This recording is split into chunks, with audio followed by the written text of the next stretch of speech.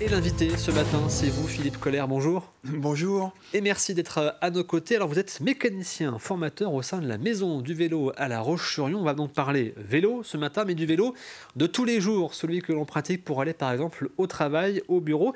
Avant d'aller plus loin, déjà peut-être nous rappeler ce qu'est la Maison du Vélo. Alors rapidement, la Maison du Vélo, c'est une maison qui a été créée en 2018, il me semble. C'était avec le départ du Tour de France à La Roche-sur-Yon. Qui avait vocation plutôt, en complément d'un atelier mécanique, il y avait la location des vélos d'impulsion. La gestion de la location des vélos. Cette location a été reprise par Impulsion l'année dernière. Et donc, il a fallu trouver une nouvelle voie à cette maison du vélo, sachant que les services étaient intéressants, surtout en centre-ville. Donc cette nouvelle voie, on a réfléchi ensemble à ce qu'on pouvait lui donner comme orientation. Et c'était principalement du service et des conseils autour du vélo. Avec la création de différents pôles, donc mécaniques, un pôle mobilité douce, un pôle location de vélo classique, un pôle formation.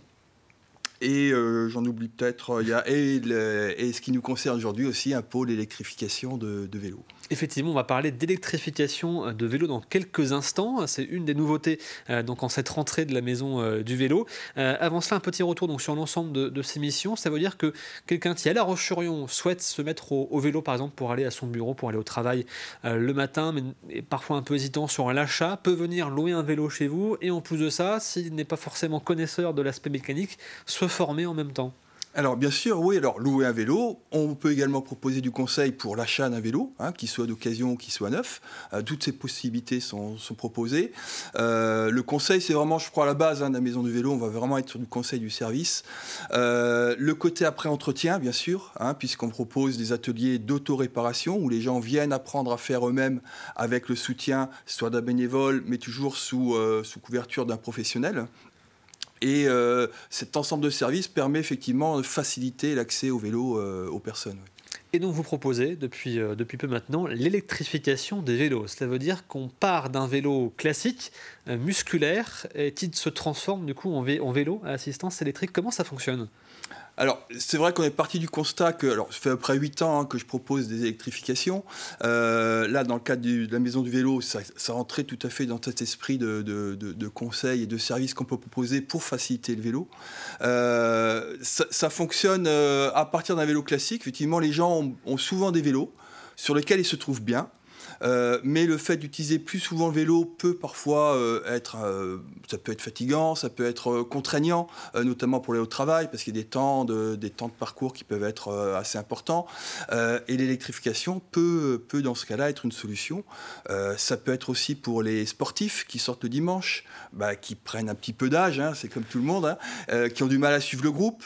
Donc on va être sur des solutions qui vont permettre aux personnes de garder le lien social en continuant à rouler avec le groupe. Voilà, toutes ces choses-là font que l'électrification peut être une chose intéressante sur la base d'un vélo déjà existant. Alors justement, comment fait-on pour faire passer un vélo classique d'un vélo électrique ? C'est un système de kit qui s'installe dessus, que vous installez du coup sur le vélo ? Alors nous, on est sous forme de kit. Oui, on va être des kits proposés qui comprennent bien sûr le moteur, la batterie, l'élément central qui va gérer un petit peu l'ensemble en contrôleur et très souvent un petit display, un petit boîtier sur le guidon qui permet de donner toutes les informations à celui qui est sur le vélo.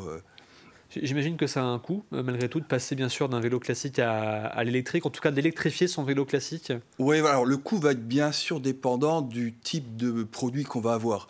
Et le type de produit va être dépendant lui-même du type d'usage qu'on va avoir.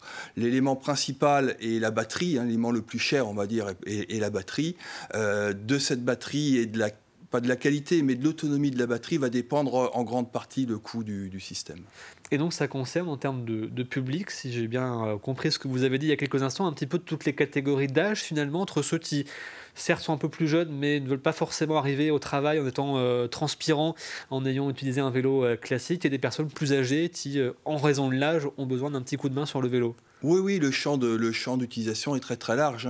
Effectivement, ça peut être pour de la mobilité, ça peut être pour un usage sportif, même si dans l'esprit on dit électrique, c'est pas sportif. Si, ça reste ça reste sportif. Oui, le champ d'utilisation est très très large, hein, et du coup le type de vélo aussi est très large. Et donc les vélos qui sont vélos classiques, qui sont devenus électriques, sont même parfois plus légers finalement en termes de poids qu'un vélo à assistance électrique qui est déjà conçu tel quel. Ouais, dans la majorité des cas, ça reste un très gros avantage, c'est la question du poids du vélo, hein. Un vélo électrique classique, hein, je parle de gamme moyenne, on est entre 25 et 30 kilos.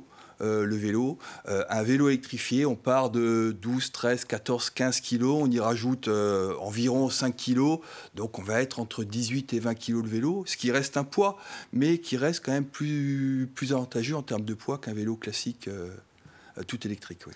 J'imagine aussi bien sûr que lorsqu'on passe sur un vélo, lorsqu'on électrifie son vélo, ça change aussi un petit peu l'entretien qu'il faut y faire. Est-ce qu'il y a des spécificités supplémentaires voilà, que vous abordez avec les gens lorsqu'ils viennent vous voir? Alors c'est principalement en amont qu'on voit ce problème-là de sécurité du vélo et d'entretien. Il faut bien sûr que le vélo soit en parfait état, qui présente toutes les garanties de sécurité en termes d'oxydation, par exemple, des choses comme ça, en termes de freinage, parce qu'on va avoir une assistance moteur, donc il faut que le vélo freine parfaitement. Ça, c'est toujours quelque chose qu'on fait au départ, un diagnostic du vélo avec la personne qui souhaite électrifier son vélo. On fait le diagnostic et de ce diagnostic-là dépend ensuite on fait ou on fait pas, mais c'est très important. Et après, effectivement, l'entretien, le vélo va être sollicité un petit peu plus que la normale, hein, puisqu'il est électrifié, et donc on a besoin d'avoir un entretien régulier derrière. Oui.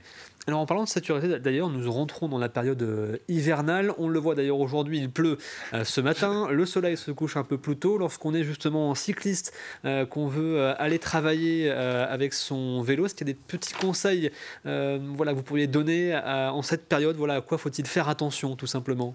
Alors, le temps, oui, c'est un frein, hein, forcément, au vélo. Donc, l'équipement est très important, hein, l'équipement de pluie, l'équipement de visibilité. La nuit, on cohabite avec tous les autres modes de déplacement, hein, les voitures, les camions, donc il faut effectivement qu'on soit vu. L'éclairage est un très bon moyen d'être visible, et plutôt un bon éclairage, des choses qui sont vraiment repérables de loin. Les temps de parcours peuvent être un frein aussi au déplacement doux. Notamment de nuit, si on a des temps relativement longs, hein, on revient toujours aux mêmes choses, hein, c'est la sécurité, la visibilité et l'état du matériel à la base qui doit être très correct. Hein. Oui, tout à fait. Oui. Merci beaucoup Philippe Collère d'avoir été avec nous ce matin. Je rappelle, mécanicien formateur à la Maison du Vélo à La Roche-sur-Yon. On est venu nous parler donc de l'électrification des vélos classiques. Merci à vous. Et si vous souhaitez retrouver des informations, eh bien vous avez tout simplement le site de la Maison du Vélo où tout est expliqué.